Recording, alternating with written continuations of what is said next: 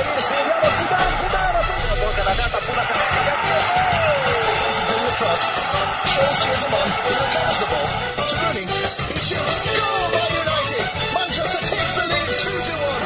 Agita, procura o companheiro, cruza para a boca da área, Dudu de bicicleta, gol!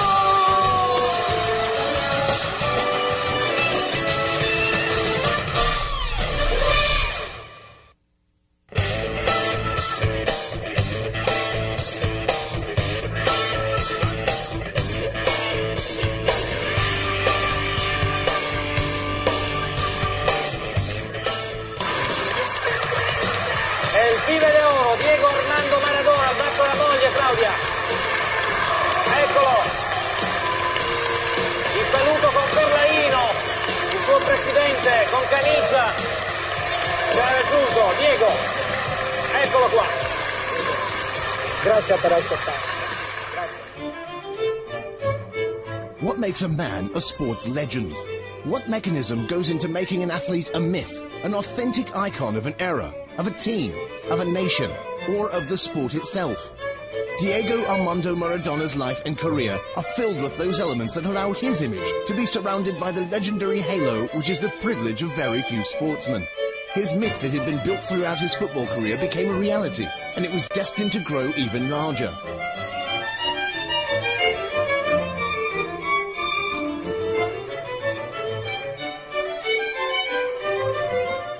Never before had genius and disorderliness come together with such passion in a sportsman. His technical capacity was absolutely huge, and from his left foot he always gave birth to new and inimitable ballistic conclusions.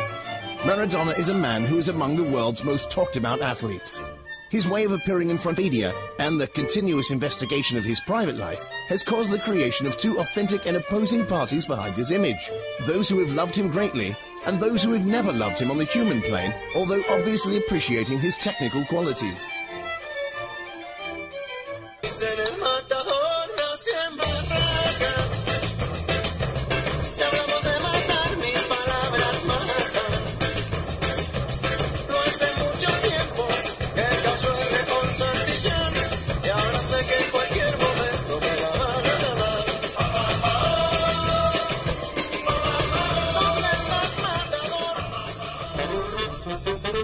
Diego Armando Maradona was born on the 3rd of October 1960 in Lanús, a poor suburb of Buenos Aires.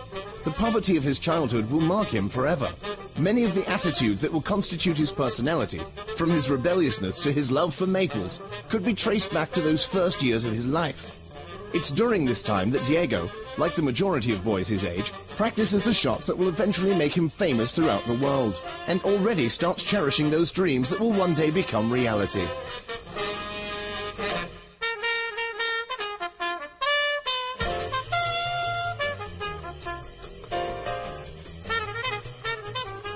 Maradona's debut in the Patena team of Argentina's Junior takes place on the 23rd of October 1976, when he is only 15 years old.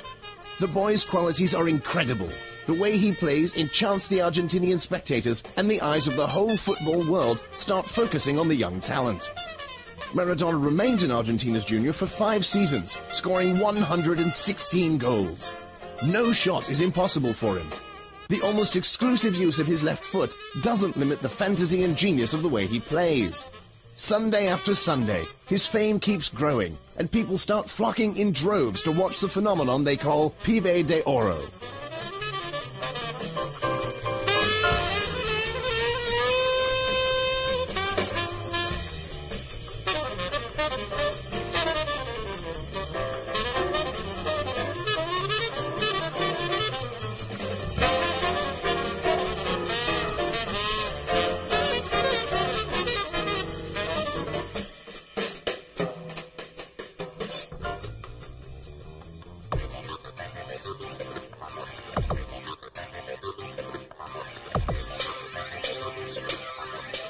In 1981, Maradona passes to Boca's Juniors after having scored a goal in almost every match he played with Argentina's Junior. The historic club, founded in 1905 in the port barrio of the Boca, is one of Argentina's best teams, together with their longtime rivals from River Plate, the famous and richer Patena team. Boca, a team of the impoverished port area, is the symbol of the common people, of the anti-conformists, of the restless, of the artists, and of the immigrants. Playing football was, for Maradona, a further step towards his attitude of a misfit, of one who stands, at least in his words, by the side of the weak.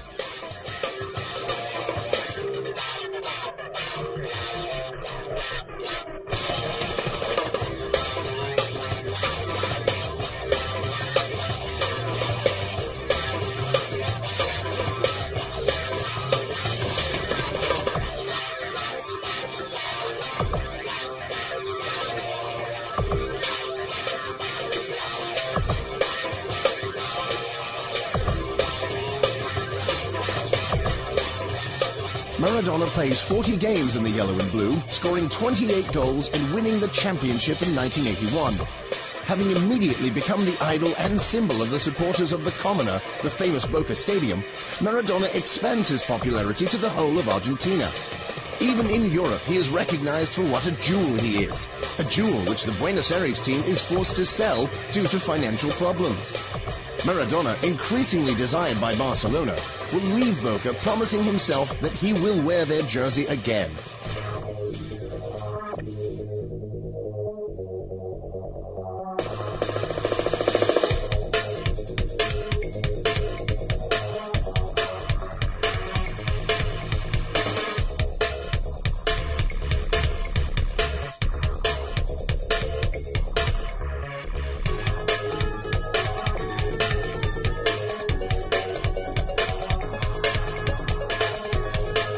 Already leader of the youth team with which he wins the Junior World Cup in Japan in 1979, Maradona makes his debut in the adult national team at only 16 years of age. In spite of strong public pressure, the coach Menotti doesn't pick him for the World Cup in 1978. He suggests putting him on a national list of players called National Patrimony to avoid a possible premature escape to Europe. Wearing the jersey of the national team, Diego shoots ahead and manages to get into major football with great ease. By now, Maradona has become the most popular player in the world. The World Cup in Spain is close, and Europe is ready to welcome the Pibe de Oro. At 22 years of age, he is an idol for all Argentinians. For them, Diego has the profile of the great personality of their national history.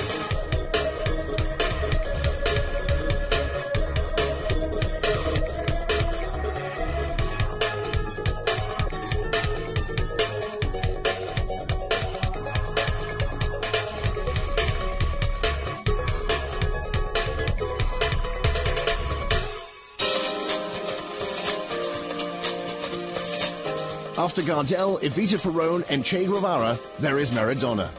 Diego will be at his best in this new role he has been given, never hiding the modesty of his origins, wearing them everywhere with the pride of one who has never forgotten his country, his city, or the people he grew up with.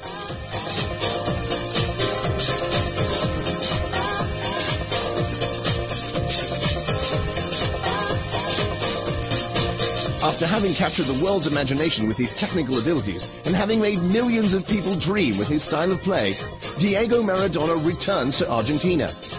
After a very short spell in 1993 with the Argentinian team's old boys and a few brief moments as a coach, Maradona returns to his beloved Boca Juniors. The welcome that the Commoner extends to him on the 7th of October 1995 is both extraordinary and moving. Maradona plays another 2 seasons for the Boca, playing 29 matches and scoring 7 goals. But by now, he is not the Diego we had seen in Argentina before his departure. The familiar problems with drugs, disqualifications, the terrible relationship with the media displaying an increasingly morbid curiosity about his private life, hit him again and again.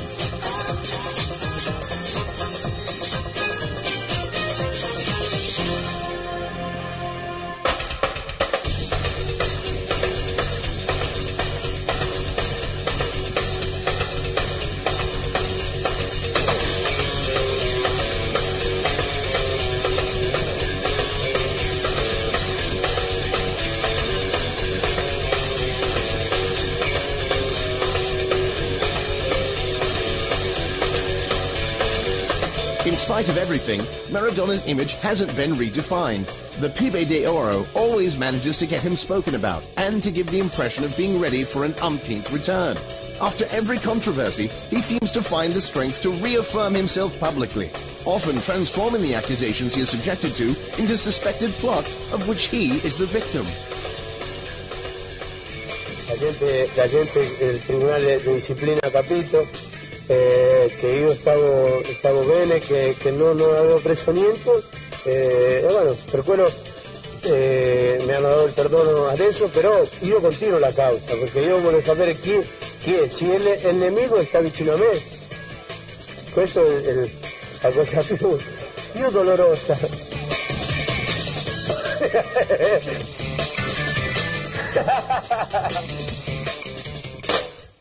Maradona's return to Argentina is a return to his origins, to the world that made him popular and which he left to build the legendary image that very few other football players have managed to achieve.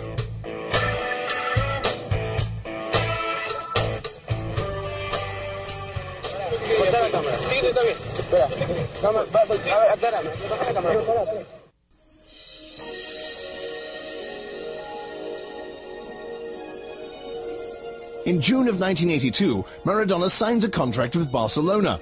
A few days later, the Spanish World Cup begins, and Argentina, the current world champions, will make their debut at the Camp Nou at Barcelona. The whole city excitedly awaits the new favourites' arrival. The pressure on Maradona keeps growing. Having arrived in Spain as the star of the World Cup, he can't disappoint. The Spanish World Cup, however, has bitter surprises in store for the Argentinian. His World Cup experience can be considered symbolic of the bad relationship that Diego will have with Spain. In the first match of the second round, Argentina meets Italy. Claudio Gentile, playing a match that will go down in history, has one of the most merciless markings that a contender has ever exercised against a forward. Maradona is repeatedly stopped. Gentile never leaves his side for the whole 90 minutes of the game, often resorting to fouls and challenges at the very limit of the rules.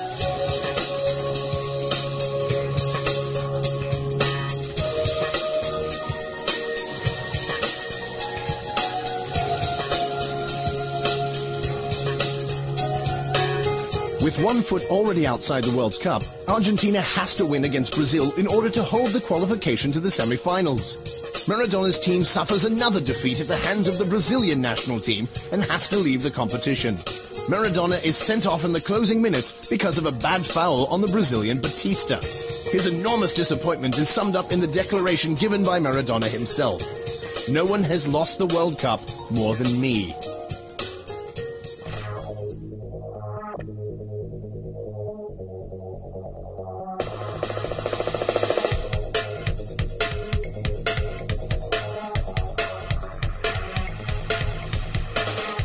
For Barcelona, Maradona's purchase represents their attempt to establish a long-term dominance of Spanish football, an attack aimed towards the hegemony led by Real Madrid, a project as ambitious as it was envied.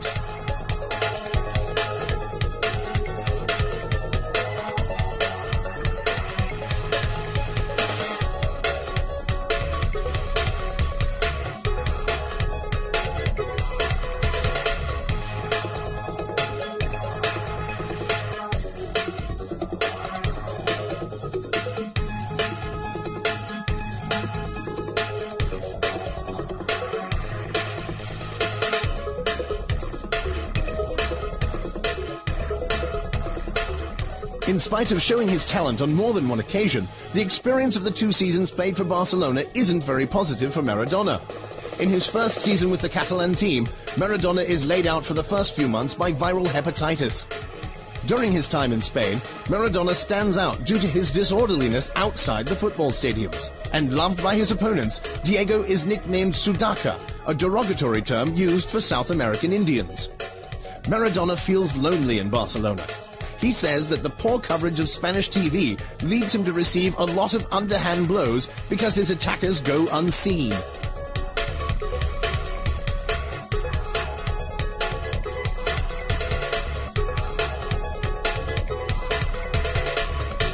On the 23rd of September 1983, his experience in Spain reaches its lowest point. During a match against Atletico Bilbao, a challenge by the defender Goy Che leads to a fracture of his left foot and the rupture of a ligament. Fortunately, Dr. Oliver's treatment puts him back on his feet in record time. Diego's prehensile foot, as sensitive and precise as the hand of a basketball player, a very particular type of sniper's weapon, goes back to functioning perfectly.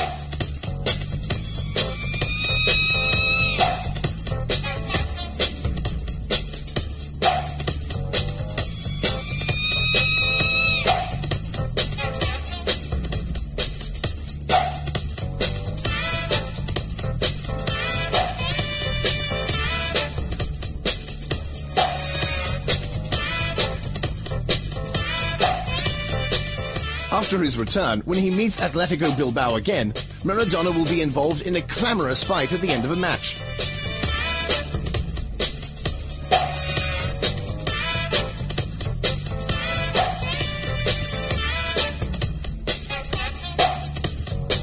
It's so bad that he even goes to King Juan Carlos to apologize for what happened.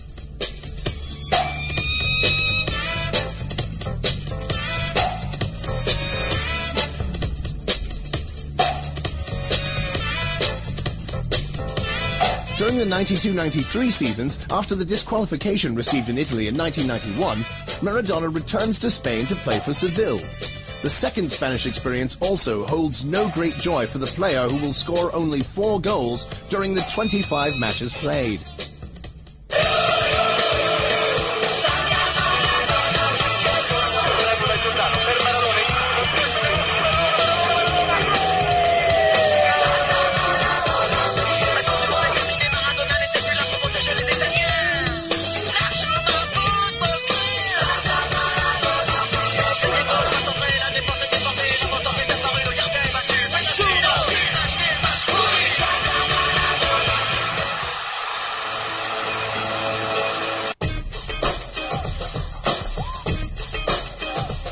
There is no city more suitable for Maradona's Italian experience than Naples, where on the 5th of July 1984, he was introduced to the supporters. The San Paolo Stadium was completely full. All the elements ingrained in the Panthenopian city, from its passion to its color, from its dramatic theatrical touch to the contradiction it constantly lives through, unite well with Maradona's character.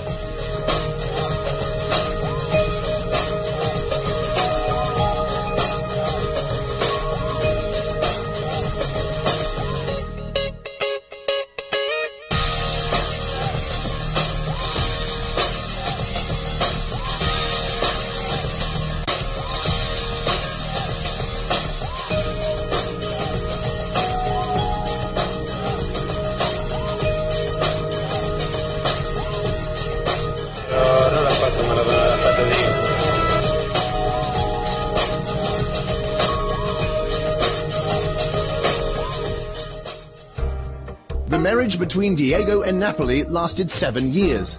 7 years during which the Panthenopian team changes face and manages to find a man to lead it to results never obtained before.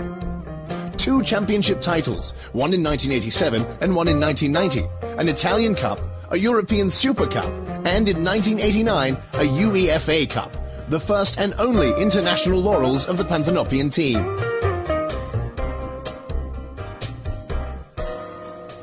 Playing for Napoli, Maradona matures even more as a football player. At grips with a difficult but stimulating championship, such as the Italian one, spoiled by a city of which he becomes the king, each and every Sunday Maradona performs inimitable moves.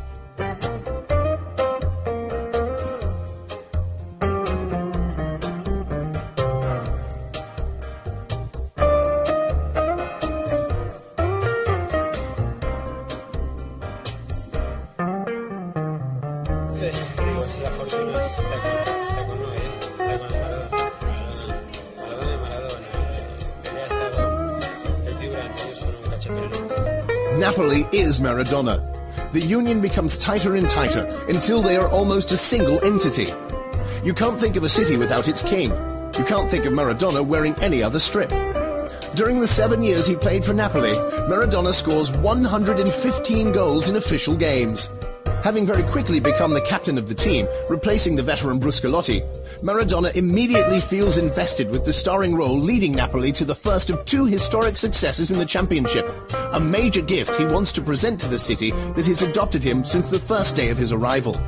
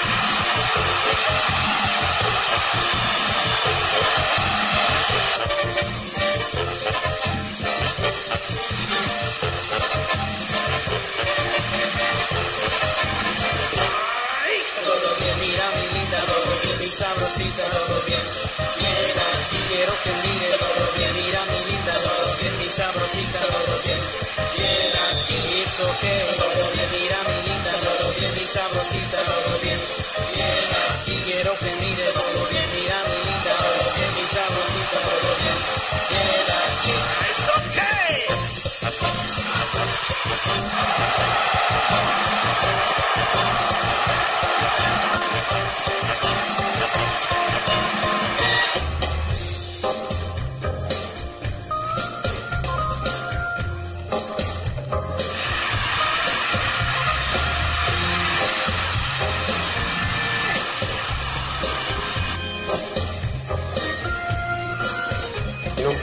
Non puoi essere stanco perché sennò hanno ragione quelli che parlano.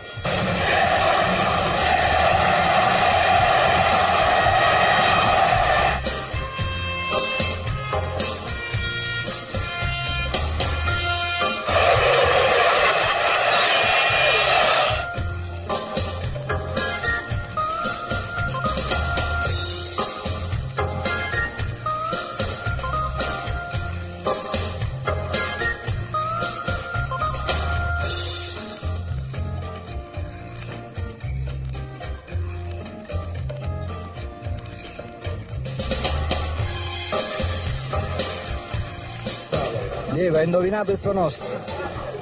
Grazie a Dio. Grande Napoli? Sì, però continuiamo in silenzio stampa purtroppo. Purtroppo. Sei d'accordo anche tu purtroppo? No, non è che se no non si poteva parlare. E in questi momenti per tapparle la bocca a qualcuno.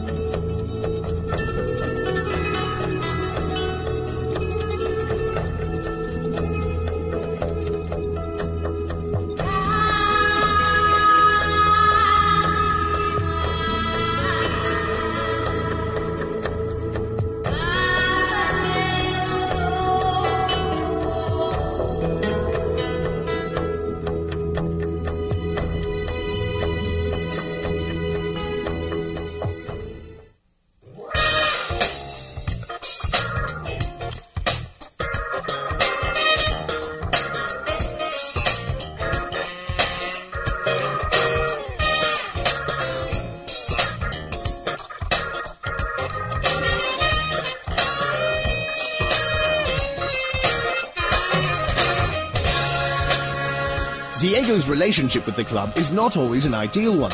Indeed, during the 1989-90 season, after they go on to their second championship shield, Maradona becomes the star of a soap opera at the end of the summer. His holiday in Argentina lasts decidedly longer than necessary, and Maradona arrives in Italy after the new season has already kicked off. But upon returning to the football pitch, he manages to be forgiven for anything.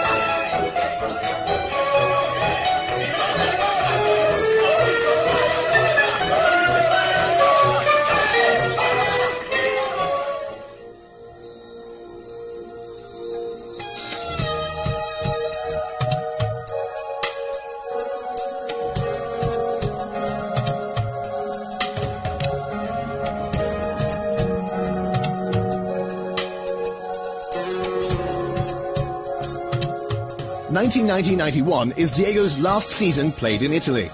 The rumors about his drug use are more and more insistent, and his relationship with the club steadily worsens until March of 1991 when, after failing a drug test, he is disqualified for 15 months. As a result, Maradona leaves Naples and Italy.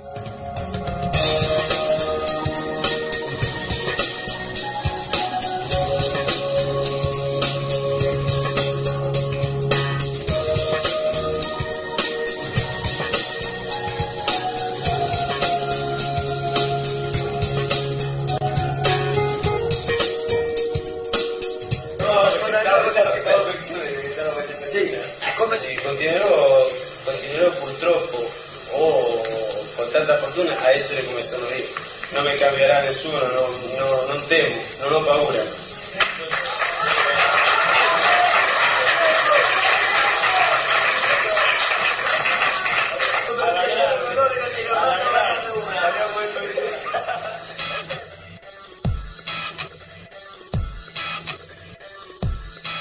One of the most significant matches played by Maradona at San Paolo is the Italian World Cup semi-final in 1990.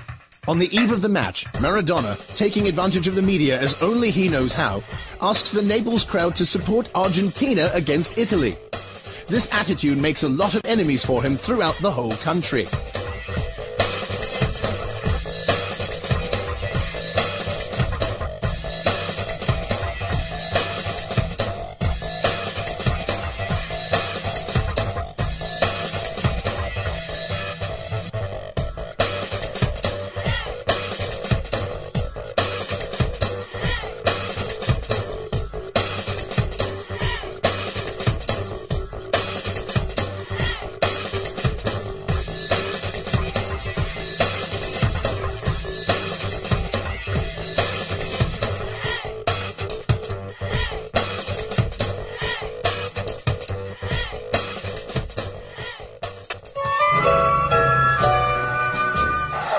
Da partida, o rebate volta para o Brasil no campo de defesa pelo setor esquerdo, para do Ricardo Gomes, recolhe para a seleção do Brasil, protege bem a bola no recuo, meteu para Galvão, Galvão de perna direita à frente do círculo central, meteu boa bola outra vez para Dunga, Dunga tem Careca, Miller se mandando pelo comando, tentou o toque na frente para Alemão, deu errado, vem para cortar Trólio, Trólio para Maradona, gol!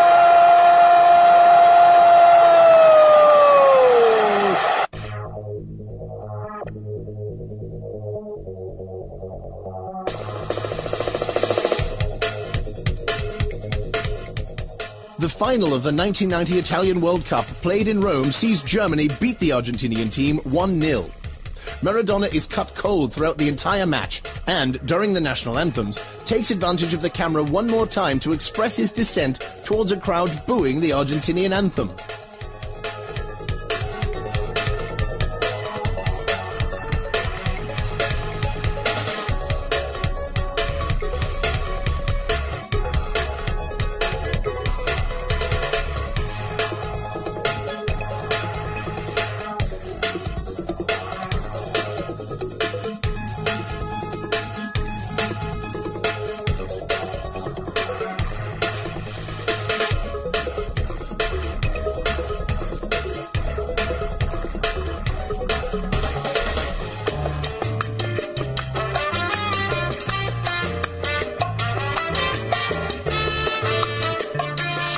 Maradona's relationship with Italy is definitely a tense one. After the World Cup event, Maradona manages to become the mouthpiece of protest that goes well beyond the simple aspect of sport. Off the pitch, he dedicates himself to an intense conflict with everything and everyone, refueled each week. A symbol for the citizens of Naples, he becomes an inconvenient personality who doesn't know the art of diplomacy and always speaks his mind. Credo che oggi abbiamo capito che stiamo giocando contro di tutti. Contra tutti quanti. Appunto, ma per vincere bisogna giocare contro tutti, no? Sì, no, non si gioca solo con l'Inter, si gioca contra tutti quanti, perché oggi abbiamo capito dentro del campo che non stavamo giocando solo contro la Fiorentina. Ok? Vuol capire, capisci? Sì.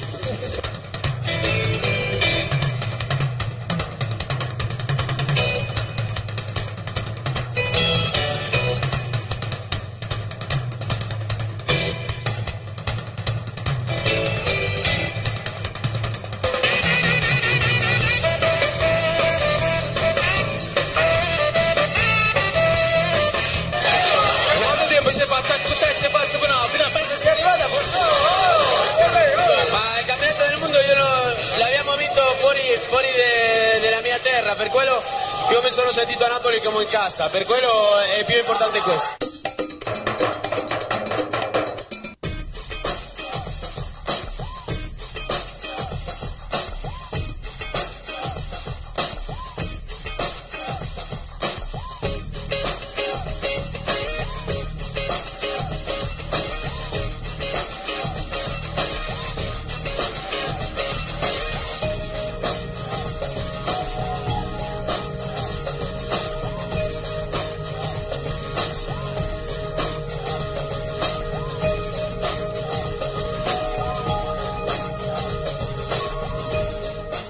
Maradona arrives in Mexico on its knees due to a recent earthquake in perfect condition for the 1986 World Cup.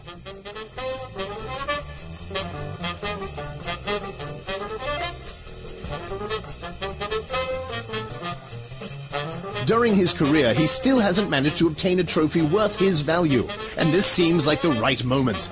Maradona says it himself in one of his typical statements, "I will be the star of the World Cup."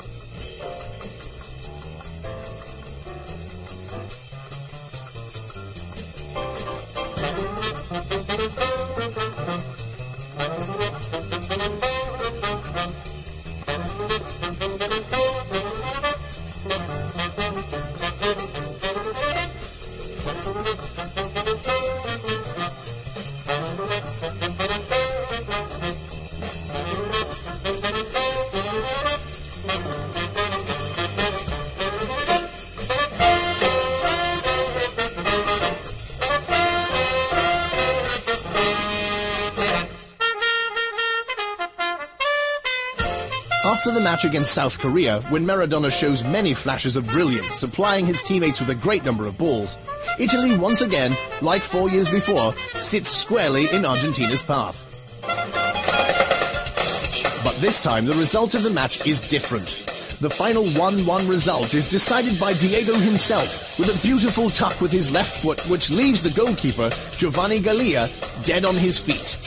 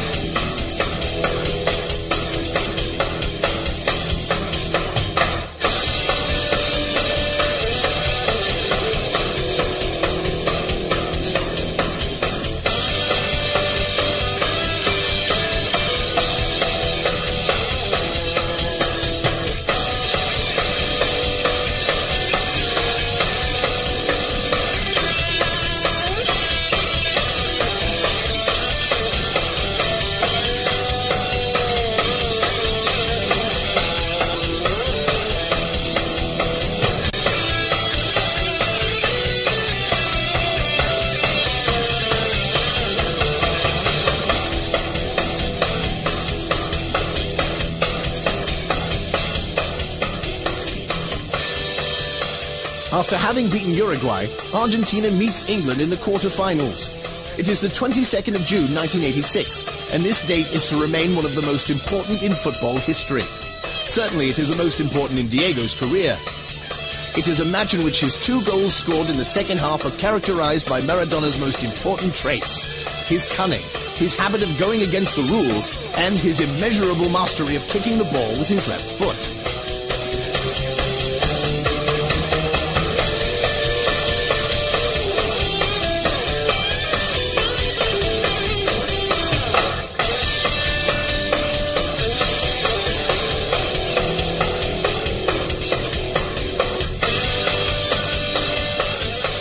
The goal which takes Argentina into the lead is scored with a quick sleight of hand which Maradona will attribute to God. The second goal is probably the best goal in the history of football. With only 1 foot, Maradona brings half of the English team to their knees to score the goal that will permit Argentina to reach the semi-finals. Maradona turns like a little eel, he comes away from trouble. Little squat man comes inside Butcher, leaves him for dead. Outside Fennick leaves him for dead and puts the ball away. And that is why Maradona is the greatest player in the world. He buried the English defence. ¡Es extraordinario de la historia del Mundial! ¡Diego Armando Maradona! ¡El rey de la Copa del Mundo!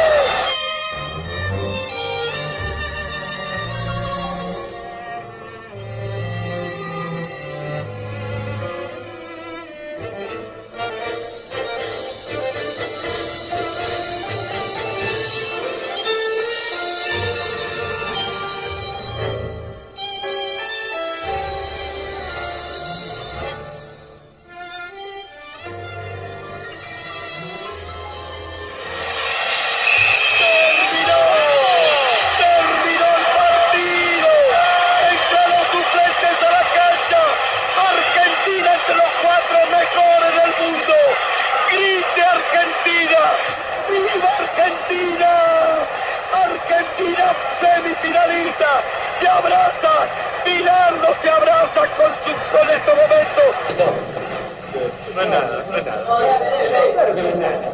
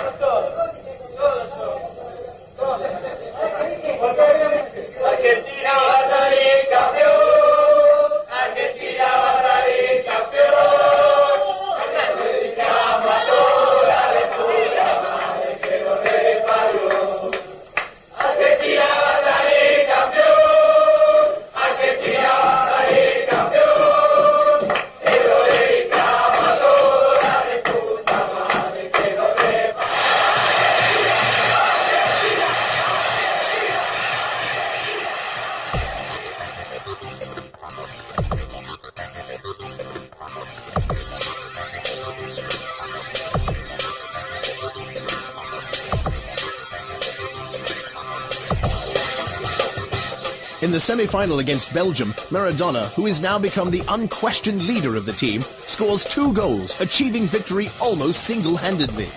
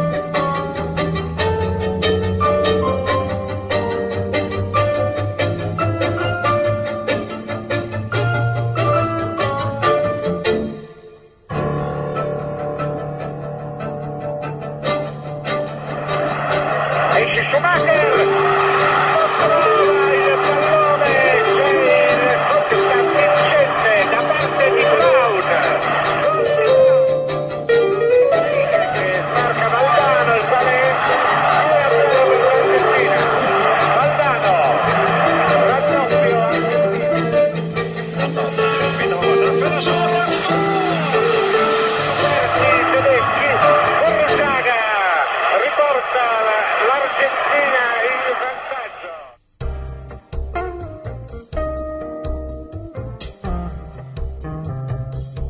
Maradona's only regret would be that he didn't score a goal in the final.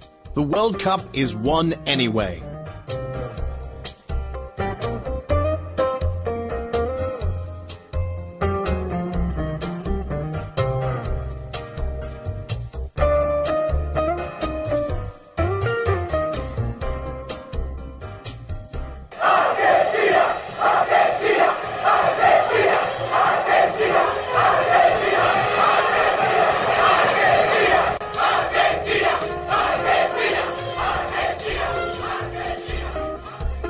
The year after their first victory, Argentina becomes the world champions again.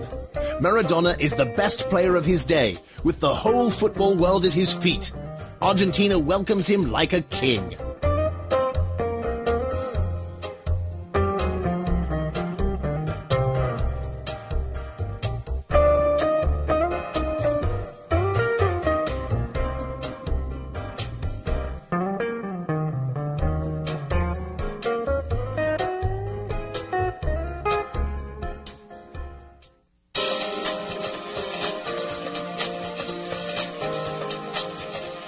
After the disqualification suffered in Italy in March 1981, Maradona's football career goes through a difficult phase.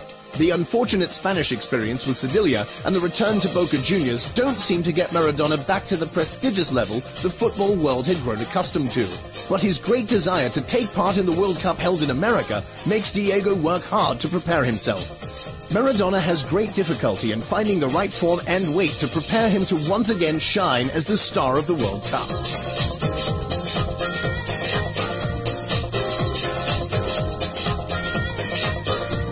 The whole football world is obviously interested in Maradona's return, which could bring excitement and interest to a championship held in a country that has definitely not had much to do with football. Maradona proves to be in good form, and the first two matches played by Argentina lead the football officials to consider the South American national team as one of the leading contenders for the championship. After having scored a goal against Greece, Maradona plays a second excellent match against Nigeria. His is the pass that sets up Canicia's game-winning goal.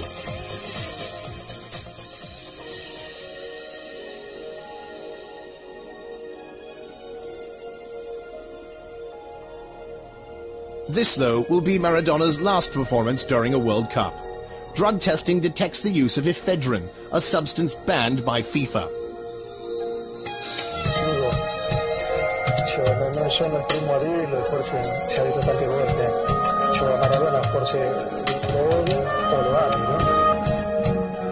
Controversy quickly follows. Accusations fly back and forth, seemingly without end. Suggestions of a plot are insinuated. Someone says that Maradona has been used by FIFA to draw attention to the World Cup before being abandoned. The result is that Argentina, now without its captain, is eliminated, and Maradona says goodbye forever to the most important event in football, the World Cup.